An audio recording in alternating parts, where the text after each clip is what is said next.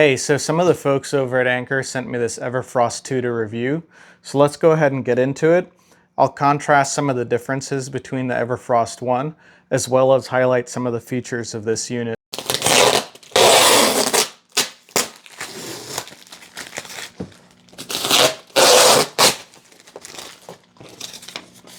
This is all just a bunch of shipping material. It is a little bit heavier of a unit, so we're going to do this a little differently than normal. Going to go ahead and open the bottom, and then open it up from the top.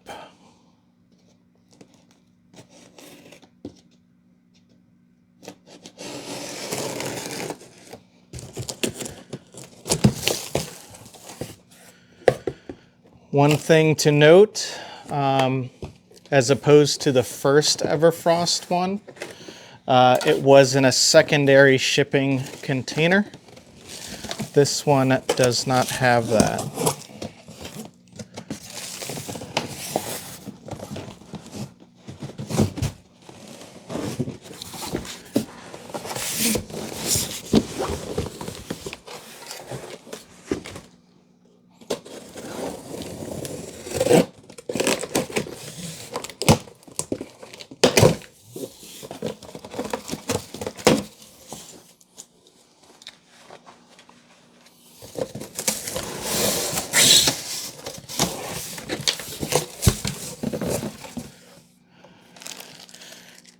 Instruction quick start guide.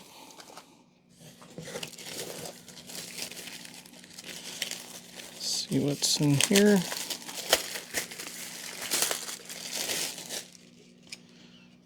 This is one of the wheel chucks.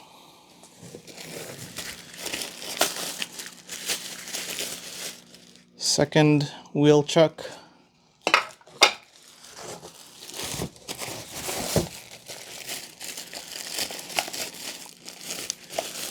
AC charger.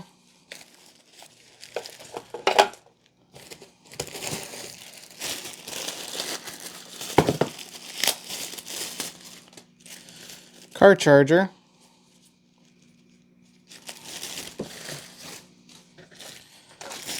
And then this looks like the plug for the AC unit.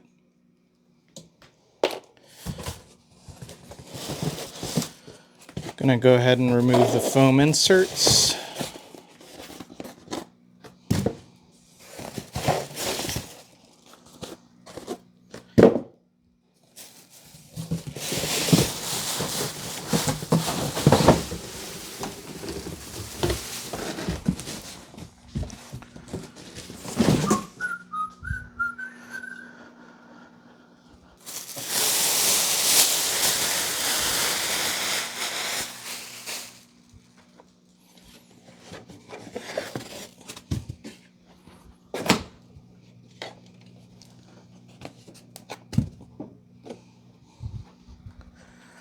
All right, there we go.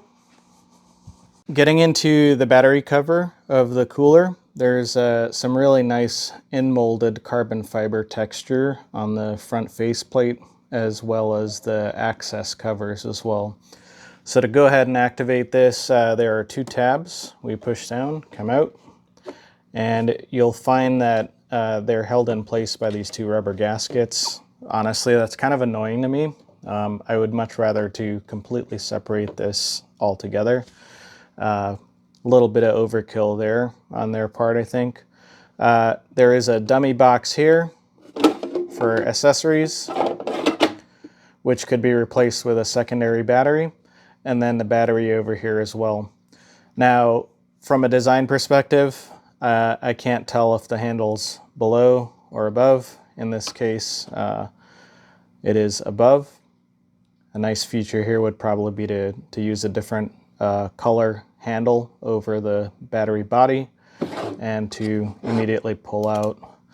One thing that I find a little concerning or a miss is that while they have registration channels on both sides of the battery, when you go to push it in, there's not a real good feel of positive engagement to verify that you have plugged in the battery. Let's go ahead and see if it'll take it upside down. And it is not, right? So you can see that there's a gap. It is installed incorrectly. So yeah, overall, not too bad. I do like this click. I wish they could have done that for the battery engagement into the cooler. Overall, not too bad. And down here are the access ports for the DC and solar car input. So you have a XT60 port, as well as the port here for the DC. What's also nice here is the fuse. So you can access the fuse pretty easily there. So yeah, I made a comment about the battery not feeling like it was positively engaged into the cooler. So with that, of course, let's go ahead and see how secure it is and if it holds up to any kind of agitation. And you know what? It held up. Good job. So yeah, guess what didn't change? Yeah. Yeah, I don't even know what to say about that one. This is one of those things that makes me feel like the designers worked behind the computer monitor a little too much and probably should get out there, have a beer, and understand that that tongue, it's upside down.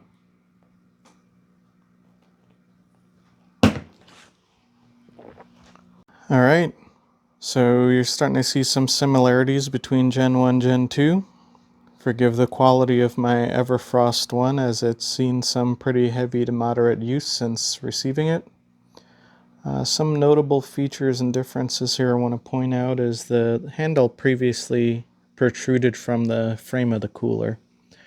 So that presented some challenges during storage and transport, over to a really nicely integrated handle underneath here. I actually preferred the keypad here. It was seamless, single material execution, so any spills or dirt or anything like that would not get caught up in the keypad. They have moved over to a multi-material execution on the keypad, and it has some small channels which would allow for fluids and debris to get in there. Overall, it looks pretty good. I have not charged this unit up, so I have not had the ability to check the quality of the screen just yet. So one of the things that really troubled me about the first generation Everfrost was that every time I opened the lid and released it, it never actually closed.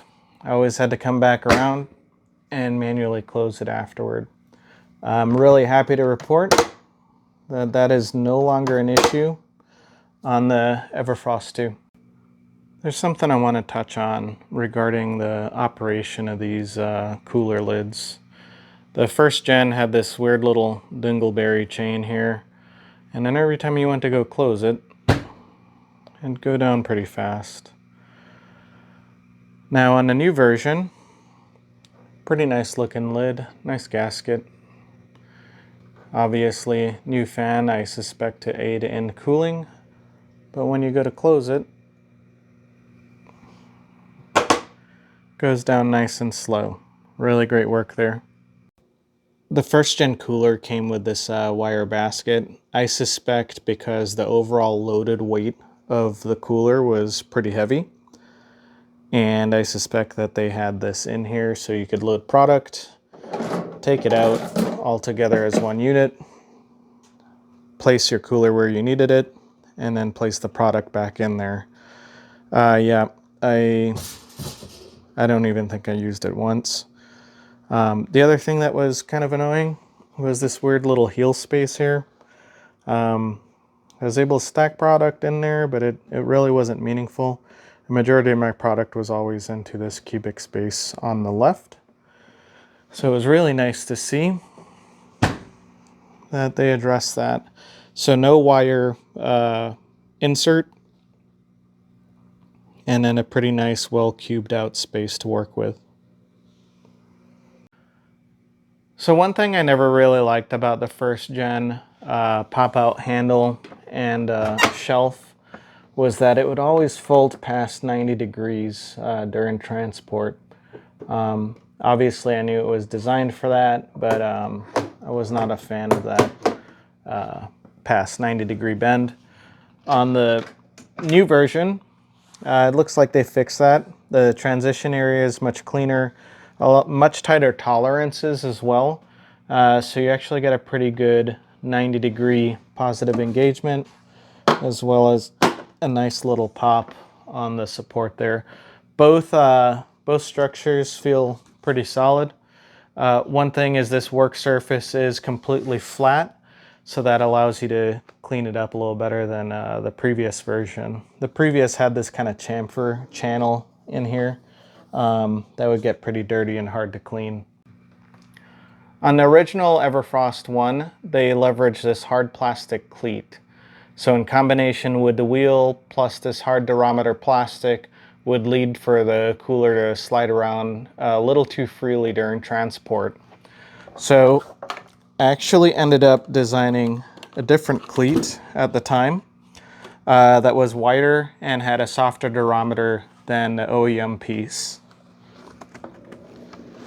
So it was really nice to see that they've added a two-piece mold, and so that two-piece mold allows for a softer rubber insert molded into the harder shell of the original cleat. So here's to hoping that this helps that issue out, and looking forward to seeing what it does.